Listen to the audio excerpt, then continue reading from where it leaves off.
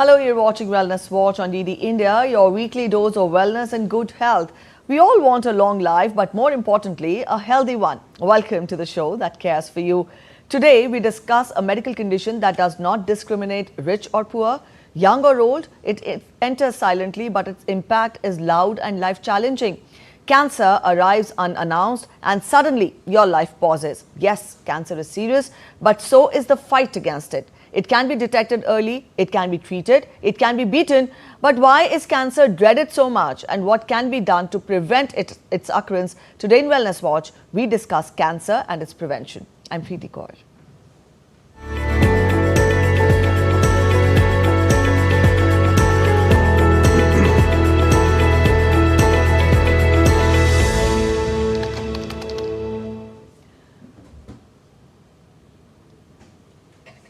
Cancer, a word that carries fear, but also resilience and hope. Every year, World Cancer Day is observed on February 4th to raise awareness about prevention, early detection, and improved treatment. The global campaign reminds people that while every cancer journey is different, the world remains united in the fight against this disease under the theme United by Unique this year. With medical science advancing and awareness increasing, the battle against cancer is becoming stronger. Here's a report by DD India's Harshit Oberoi on its warning signs, causes, treatment and prevention. Take a look. Cancer often begins silently as a small lump, a sore that refuses to heal, unexplained bleeding, persistent fatigue, or sudden unexplained weight loss. These symptoms are frequently ignored, allowing the disease to grow unnoticed. Cancer develops gradually but can spread to different parts of the body if not detected early. At its core, cancer begins with a damage to DNA. Healthy cells lose control over growth and start multiplying abnormally, eventually destroying normal body tissue. While some people inherit genetic mutations, most cancers develop due to lifestyle choices and environmental exposure. Tobacco, alcohol, unhealthy diet, obesity, pollution, and viral infections like HPV can trigger cellular damage. Early detection plays a life-saving role. Screening tests and diagnostic procedures help doctors identify cancer before it spreads. From blood tests and imaging scans to biopsies, medical technology allows accurate diagnosis and timely treatment. A cancer diagnosis is challenging, but early detection significantly improves survival chances. For decades, surgery, chemotherapy, and radiation therapy have been the backbone of cancer treatment. Modern medicine has introduced immunotherapy, where the body's immune system is trained to identify and destroy cancer cells.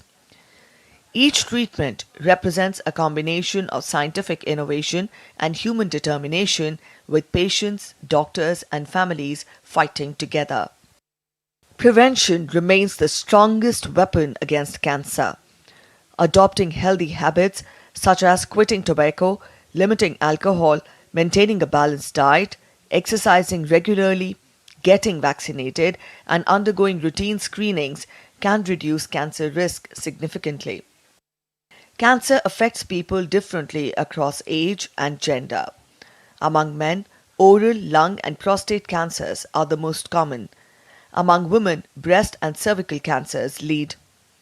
In children, blood cancers like leukemia are more frequently seen, many of which are treatable with early care and support. Cancer may begin in the body, but the fight against it is driven by awareness, medical progress, and collective support. World Cancer Day continues to remind the world that every story is unique, yet humanity stands united in this battle. Because awareness leads to prevention and early action brings hope. Harshit Oberoi's report, Wellness Watch, DD India. All right, so cancer is a leading cause of deaths worldwide, accounting for nearly 1 in 6 deaths. Cancer also remains a critical public health challenge in India, with cases projected to rise significantly. In India, around 100 out of every 1 lakh people are diagnosed with cancer, but early screening and innovative treatments are helping people with cancer live longer. Today in Wellness Watch, we look for these answers. How does cancer start? What are the stages of cancer? How do cancer treatments and drugs work? Is cancer completely curable? And we also take a look at medical advancements in India.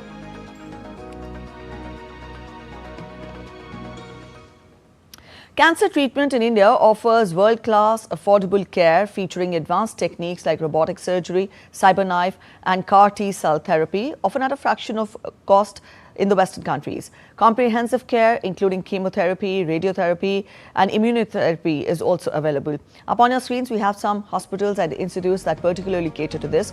All India Institute of Medical Sciences, Delhi, Tata Memorial Hospital, Mumbai, Kidwai Memorial Institute of Oncology, Bengaluru, Postgraduate Institute of Medical Education and Research, Chandigarh, Regional Cancer Centre, Thiruvananthapuram. To help us understand cancer better and how to go about its prevention, we are joined in by guests in the studio. We're joined in by Dr. Ashish Gulia. He's Director, Homi Bhabha Cancer Hospital and Research Centre, Chandigarh. We're also joined in by Dr. Ravinder Mohan, NDPS Advisor, CanSupport, New Delhi. Thank you so much, both of you, for joining us this afternoon on Wellness Watch. Dr. Gulia, I would want you to start by explaining to us in very simple, common layman terms, how does cancer start? Though we did show a detailed report to our viewers, but to begin with, what is the starting point of cancer in a human body? A very pertinent question, and thanks for inviting us here. So cancer essentially is a mechanism failure of body cells. So each cells which takes growth or it comes up has a particular life cycles which happens, and after that it's supposed to go away after doing its work. But there are various checkpoints in the cell cycle which defines the role and change the mode. Once you have defect in those checkpoints, then it leads to unrestricted growth of those cells, which becomes a big bunch of cells which appears like a swelling or a tumor, and hence the cancer happens. And if you do not detect it early, then these cells spread via lymphatics or bloods, and then they go to different parts of the body, and then it becomes extremely impossible sort of to control the disease, and it has a widespread. So this is how essentially cancer happens.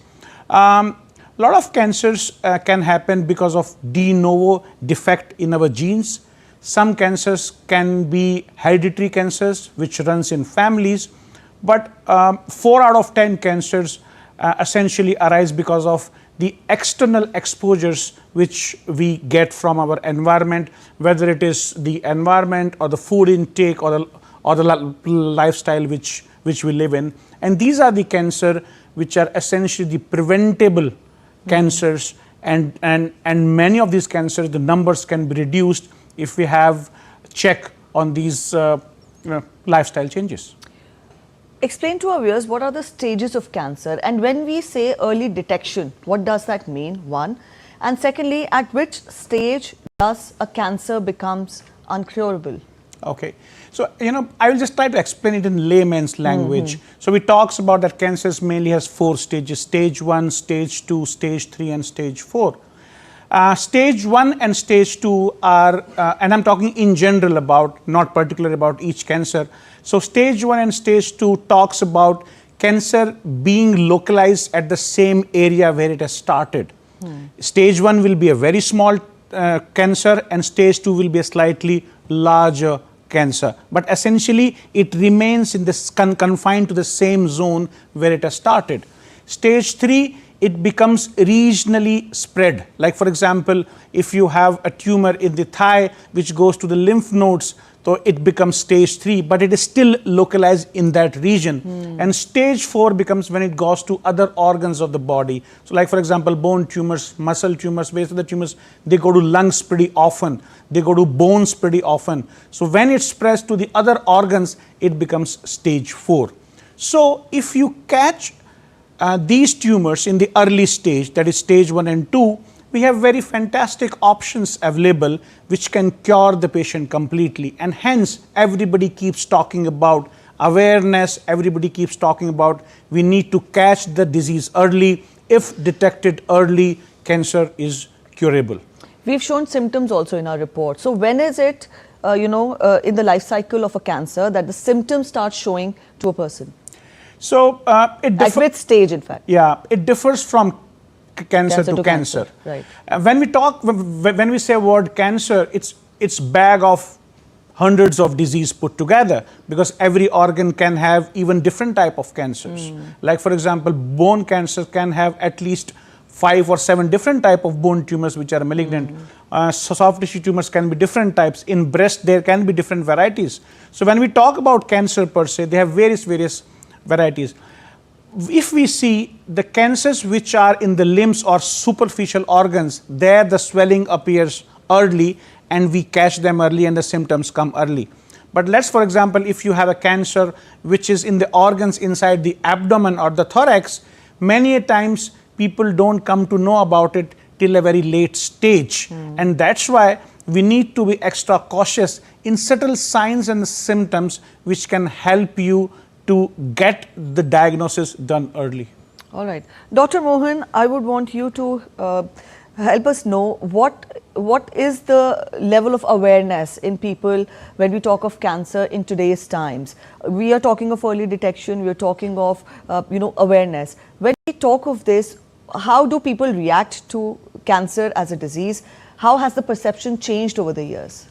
Awareness is very poor among people. Cancer is taken as a disease which kills. But knowing that you can prevent is not known to people.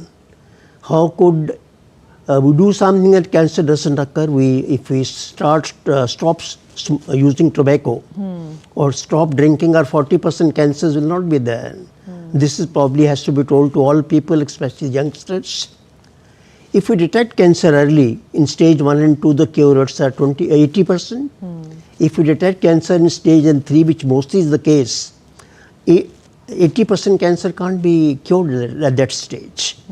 And then involving what I do, my specialty is palliative care. Caring for patients on cancer journey is important. If we make patients pain-free during the cancer journey, give them good nursing care and emotional support, the journey through cancer becomes easier. Right. Dr. Gulia, to what extent can vaccines help with cancer? And again, how do you treat something that is always evolving? Well, there are modalities which helps you to treat cancers essentially, which involves 3 main modalities like surgery, chemotherapy and radiotherapy. These are 3 main modalities available, but again, the use of each modality will vary or change based upon what type of cancer you have and what stage at which you catch that cancer. You spoke about vaccines. So essentially, vaccines have come up basically for various viral infections which leads to cancers. And there is now data available for cervical cancer that the HPV vaccine which is available and globally which is there, it can help us to decrease the occurrence of cervical cancers. Now further research is happening whether 2 doses or a single dose is enough to prevent cancers in female, which is the cervical cancer. Right. But that is the main vaccine which is as of available today. I know there are some anecdote reports coming from various countries that new vaccines are coming up, but that's, I think, still a matter of research and it's not available in clinical use. Are there any particular parts of the body or specific organs in the body that are more prone to cancer? Yes, like for example, in females, breast cancer is one of the most common cancer which happens, and it's followed by cervical cancer. The cervical cancer in India is on a decreased trend. The reason is that most of the cervical cancers in female in India were happening because of low hygiene, and now with a lot of education, awareness, availability of toilets, the hygiene is improving, and that's how it's decreasing. But at the same time, we also have some increase in the number of cancers which are related to HPV as well. So that's what is happening. In males, we have the oral cavity cancers, which are the most common because tobacco consumption is pretty high. It is followed by lung cancers as well, and then prostate cancers. So these are the organs which are affected more. If you talk about some other organs like bones and muscles and skins, these cancers are more rarer cancer as compared to these common varieties. All right, Dr. Mohan, for a person to fight cancer is one thing. but we as a society or the family plays a very important role in that journey, in that fight against cancer. Help our viewers understand to what extent can family and society help a patient fighting cancer? You see, though the cancer is a disease of the patient, but family does get affected in a lot of way. There are at times hidden patient in the family. Caregiver stress is too much. We need to tell people that if you've got the 4 members in the family, then they do distribute their duties. Not that a time all the 4 are there and there's a time there's no one there. Because improving quality of life of the patient and caregivers is very vital. If the patient is symptom free and comfortable, then treatment will be completed and cure rates will improve. Family has to support. Patient cancer is not disease of an individual, is a disease of the family. Family support is vital in cancer care. All right, Dr. Gulia, when we talk of curing cancer, what are the chances of cancer reoccurring?